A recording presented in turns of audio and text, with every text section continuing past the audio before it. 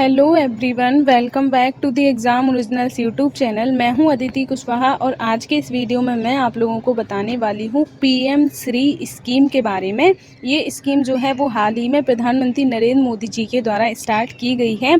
तो ये स्कीम क्या है, इसमें क्या क्या प्रावधान किए गए हैं और इसके अलावा इससे किस पर इसका ज़्यादा प्रभाव पड़ेगा, इससे क्या क्या फ़ायदे होने वाले हैं, ये सब मैं आप लोगों को आज के वीडियो में बताने वाली हूँ। तो चलिए हम लोग वीडियो को स्टार्ट कर लेते हैं। तो सबसे पहले हम लोग बात करें अगर, तो केंद्रीय मंत्रिमंडल ने बुधवार को प्रधानमंत्री school for rising India scheme, यानी कि जिसे शॉर्ट में पीएम श्री स्कीम कहा जा रहा है, तो इसको मंजूरी दे दी है। तो ये बुधवार, यानी कि मैं अगर आप लोगों को बताऊं तो 5 सितंबर को ये जो स्कीम है इसको मंजूरी दे दी गई थी। जब केंद्रीय मंत्रिमंडल की बैठक की जा रही थी तो उस टाइम 5 सितंबर, यानी कि जो हमारे कंट्री में टीचर्स डे सेलिब्रेट किया जाता है, उस दिन इस स्कीम को मंजूरी दी गई है। इसके तहत देश भर में 14,557 स्कूलों को आदर्श विद्यालय के रूप में विकसित किया जाएगा। यानी कि अगर मैं आप लोगों को बताऊं तो ये जो स्कीम है वो बेसिकली स्कूल और बच्चों की शिक्षा से रिलेटेड है। तो ये एक काफ़ी बड़ा स्टेप हम लोग कह सकते हैं, जो कि टीचर्स डे वाले दिन प्रधानमंत्री नरेंद्र मोदी जी के द्वारा स्टार्ट किया गया है। बच्चों की शिक्षा को बढ़ावा देने के लिए, देश में स्कूलों की स्थिति को सुधारने के लिए, तो ये जो स्कीम है जिसे हम लोग पीएम श्री स्कीम कह रहे हैं, उसकी शुरुआत की गई है। इससे 14,557 स्कूलों को आदर्श विद्यालय के रूप में विकसित किया जाएगा। यानी कि अगर हम लोग बात करें जितने भी स्कूल हमारी कंट्री में हैं, उनमें से लगभग इतने स्कूलों को आइडियलिस्टिक स्कूल बनाने का प्रयास किया जाएगा इस स्कीम के तहत।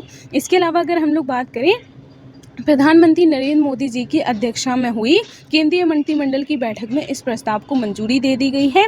यानी कि 5 सितंबर को जब केंद्रीय मंत्रिमंडल की बैठक की जा रही थी तो उसमें प्रधानमंत्री जी जो हैं वो अध्यक्षता कर रहे थे, तो उनकी अध्यक्षता में ही इस प्रस्ताव को मंजूरी दे दी गई है।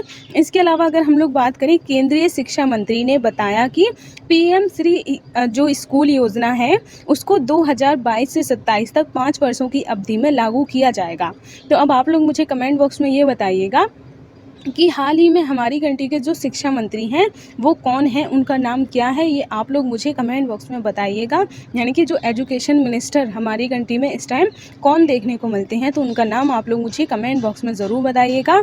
तो जो एजुकेशन मिनिस्टर हैं उन्होंने ये बताया है कि ये जो स्कीम है उसे आने वाले जो 5 साल हैं, यानी कि ये वाला साल भी 2022 वाला भी और उससे लेकर 2027 तक वाले जो साल होंगे, जो 5 साल होंगे, उनमें इस अवधि को अगर हम लोग बात करें, ये जो अवधि होगी इसमें इस योजना को लागू किया जाएगा। तो ये आप लोग याद रख सकते हैं कि अभी ये रिसेंटली ऐसा प्लान बनाया गया है, ऐसा प्रस्ताव रखा गया है, लेकिन इसे आने वाले 5 सालों में पूरी तरीके से लागू कर दिया जाएगा। इस स्कीम पर अगर हम लोग बात करें तो गवर्नमेंट ने 27,360 करोड़ रुपए खर्च किए हैं। तो ये बेसिकली ऐसे ही आप लोग नॉर्मली याद रखिए लीजिएगा, ये कोई ज़्यादा इंपॉर्टेंट डाटा नहीं रहता है। इसके अलावा अगर हम लोग बात करें, सरकार की जो ये योजना है इससे लगभग 18 लाख छात्रों को फ़ायदा होगा। तो ये भी एक अनुमान लगाया जा रहा है कि लगभग इतने बच्चों को इस स्कीम का फ़ायदा होने वाला है। तो ये भी आप लोग याद रख सकते हैं कि आने वाले टाइम में जो 5 साल होंगे हमारी कंट्री के, उसमें ये जो पीएम श्री योजना है उसको लागू किया जाएगा, जिससे हमारी कंट्री के जो स्कूल हैं उनकी स्थिति को बेहतर बनाया जा सके और बच्चों को एक अच्छी एजुकेशन प्रदान की जा सके। तो उसके लिए ही ये जो योजना है वो शुरू की गई है। तो इसके बारे में आप लोग याद रख सकते हैं। अब हम लोग आगे अगर बात करें, ये जो सभी स्कूल होंगे वो सरकारी होंगे। ये इसमें एक बहुत, हम लोग कहें तो मेन पॉइंट हम लोग कह सकते हैं कि इस स्कीम के तहत जो भी स्कूल बनाए जाएंगे, जिन्हें आइडियल स्कूल बनाया जाएगा, वो सारे के सारे गवर्नमेंट स्कूल होंगे। इसके अलावा अगर हम लोग बात करें, जिनका जो चयन है वो राज्यों के साथ मिलकर किया जाएगा। यानी कि केंद्र सरकार जो है वो राज्य सरकार के साथ मिलकर ऐसे स्कूलों का चयन करेगी जो कि गवर्नमेंट स्कूल हैं और उन्हें आदर्श स्कूल यानी कि आइडियल स्कूल बनाया जाएगा इस स्कीम के तहत। तो ये आप लोग याद रख सकते हैं। इसके अलावा अगर हम लोग बात करें, इस योजना के तहत सरकार प्रत्येक प्रखंड स्तर पर कम से कम एक आदर्श विद्यालय विकसित करना चाहती है। यानी कि अगर हम लोग बात करें, गवर्नमेंट का ऐसा कहना है कि क्योंकि जैसा मैंने अभी बताया 14,557 स्कूल खोलना है इस स्कीम के तहत, तो इस वजह से गवर्नमेंट जो है वो प्रत्येक प्रखंड स्तर पर कम से कम एक आदर्श विद्यालय विकसित करना चाहती है, जिससे कि सभी लोगों को उसका फ़ायदा हो सके और सभी जगह आइडियल स्कूल बनाए जा सके। तो ये आप लोग याद रख सकते हैं, प्रत्येक प्रखंड स्तर पर एक स्कूल बनाना अनिवार्य किया गया है। इसके अलावा अगर हम लोग बात करें, इसकी निगरानी के लिए पायलट परियोजना के आधार पर पीएम श्री स्कूलों में विद्या समीक्षा केंद्र की भी शुरुआत की जाएगी। यानी कि अगर किसी भी तरीके की कोई दिक्कत आती है तो उसकी भी निगरानी के लिए इस योजना में पीएम श्री स्कूल जो भी बनाए जाएंगे उनमें विद्या समीक्षा केंद्र की भी स्थापना की जाएगी, जहां पर जाकर किसी भी तरीके की अगर कोई शिकायत आ रही है, कोई समस्या आ रही है तो उसकी शिकायत की जा सकेगी। इसके अलावा अगर हम लोग बात करें, जैसा कि मैंने अभी बताया, इस स्कीम की जो घोषणा है वो प्रधानमंत्री नरेंद्र मोदी जी ने 5 सितंबर यानी कि टीचर्स डे के उपलक्ष्य में की है। तो ये भी आप लोग याद रख सकते हैं। तो अब हम लोग आगे बात कर लेते हैं इसके मेन पॉइंट्स के बारे में। तो ये जो स्कीम है वो एक केंद्र प्रायोजित योजना है, यानी कि सेंट्रली स्पॉन्सर्ड स्कीम है। तो ये भी आप लोग याद रख सकते हैं, यानी कि इसमें केंद्र सरकार की महत्वपूर्ण भूमिका देखने को मिलेगी। इसके अलावा अगर हम लोग बात करें, शिक्षा प्रदान करने का एक आधुनिक, परिवर्तनकारी और समग्र तरीका विकसित करना चाहते हैं। यानी कि अगर हम लोग बात करें, इन लोगों का ऐसा विचार है कि जो ये पीएम श्री योजना होगी, इसके तहत जो स्कूल बनाए जाएंगे उनमें ज़्यादातर जो स्कूल होंगे वो आधुनिक होंगे, इसके अलावा परिवर्तनकारी होंगे और समग्र तरीका, यानी कि सभी तरीके से बच्चों का विकास किया जा सके, बच्चों का डेवलपमेंट किया जा सके, उस पर आधारित होंगे। इसके अलावा खोज उन्मुख, यानी कि रिसर्च ओरिएंटेड शिक्षण केंद्रित, ये भी इसकी प्रमुख विशेषता रखी गई है। यानी कि इसके तहत जो स्कूल बनाए जाएंगे उन्हें रिसर्च ओरिएंटेड रखा जाएगा और एजुकेशन पर फोकस्ड स्कूल बनाए जाएंगे। इसके अलावा सीखने पर जोर दिया जाएगा।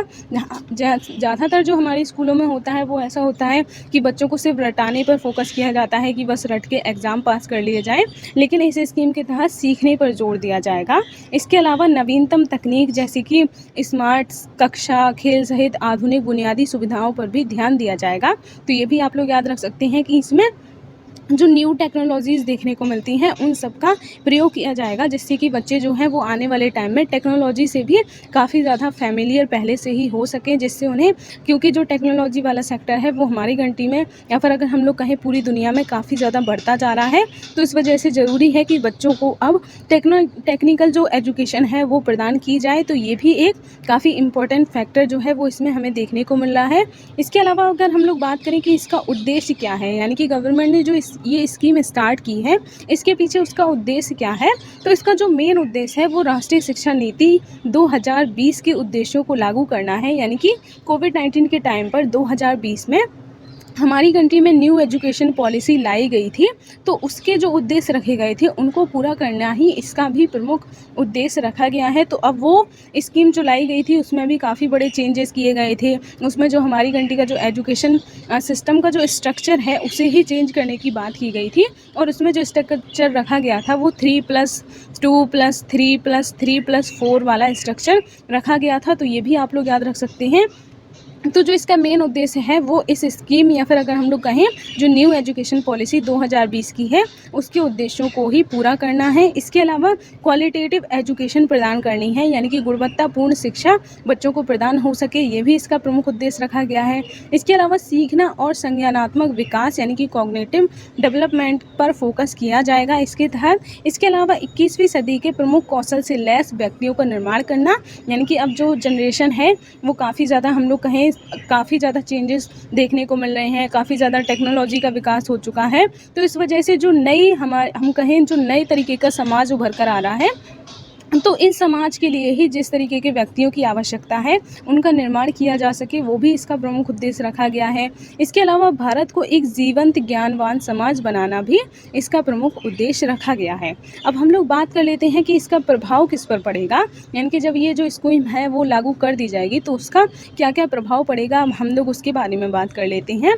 तो हर कक्षा में सीखने के परिणामों में दक्षता हासिल करने पर ध्यान दिया जा सकेगा। यानी कि अगर हम लोग बात करें कि कोई भी बच्चा है वो किस तरीके से सीख पा रहा है, उसकी जो सीखने की जो क्षमता है, उसके अंदर जो दक्षता है वो किस तरीके की है, इस पर ध्यान दिया जा सकेगा। इसके अलावा बच्चों का सभी स्तरों पर मूल्यांकन किया जा सकेगा, यानी कि उनका जो इवैल्यूएशन है वो ओनली पढ़ाई के बेसिस पर नहीं, ओनली मार्क्स के बेसिस पर नहीं, बल्कि उनकी जो डेली की लाइफ है, जो उनका हम लोग कहें रेगुलर जो जीवन है, उसमें उनका किस तरीके का हमें मूल्यांकन देखने को मिल रहा है, उन सब के बारे में भी ध्यान दिया जा सकेगा। इसके अलावा अगर हम लोग बात करें, वास्तविक जीवन स्थितियों के लिए वैचारिक समझ भी विकसित की जा सकेगी। यानी कि ऐसा नहीं है कि सिर्फ जो बुक्स हैं या फिर अगर हम लोग कहें जो बुक वाली जो नॉलेज है सिर्फ वो ही उन्हें प्रदान नहीं की जाएगी, उन्हें जो उनके वास्तविक जीवन है, जो उनका डेली का जो जीवन है, उसके बारे में भी उन्हें समझ प्रदान की जा सकेगी। इसके अलावा अगर हम लोग बात करें, ज्ञान के अनुप्रयोग पर आधारित होगा, तो ये भी इसका हमें एक प्रमुख प्रभाव देखने को मिलेगा। इसके अलावा योग्यता आधारित होगा, यानी कि ऐसा नहीं होगा जैसा अभी हमें प्रेजेंट टाइम में देखने को मिलता है, लेकिन इसमें जो है वो योग्यता पर ज़्यादा फोकस दिया गया है। यानी कि जो सक्षम है किसी भी चीज़ को करने में, किसी भी हम लोग कहें एग्ज़ाम को निकालने में या कुछ भी करने में, उसे ही अवसर दिए जाएंगे, ऐसे किसी को प्रमोट नहीं किया जाएगा। तो ये भी इसका एक प्रमुख प्रभाव हमें देखने को मिलेगा। तो वीडियो को हम लोग यहीं तक रखते हैं। वीडियो कैसा लगा ये कमेंट बॉक्स में ज़रूर बताइएगा। इसके अलावा कोई भी डाउट या कोई भी कन्फ्यूज़न हो तो वो भी आप लोग मुझसे कमेंट बॉक्स में पूछ सकते हैं। इसके अलावा आप लोग हमारे और भी कोर्सेज़ ज्वाइन कर सकते हैं। जैसे हमारे यहाँ आप लोगों को एमपीपीएससी का पूरा सिलेबस, एमपीपीएससी प्री और मेंस का स्टडी मटेरियल, प्री और मेंस की टेस्ट सीरीज़, सीसेट और एनसीईआरटी का सिलेबस, इसके अलावा एमपीएसआई और पटवारी का भी पूरा सिलेबस देखने को मिल जाता है। तो अगर आप लोग भी एमपीपीएससी की प्रिपरेशन करना चाहते हैं तो हमसे कॉन्टैक्ट कर सकते हैं और हमारे साथ जुड़कर अपनी तैयारी अच्छे तरीके से कर सकते हैं। तो वीडियो को मैं यहीं तक रखती हूँ। मिलेंगे अब हम नेक्स्ट वीडियो में, तब तक के लिए धन्यवाद।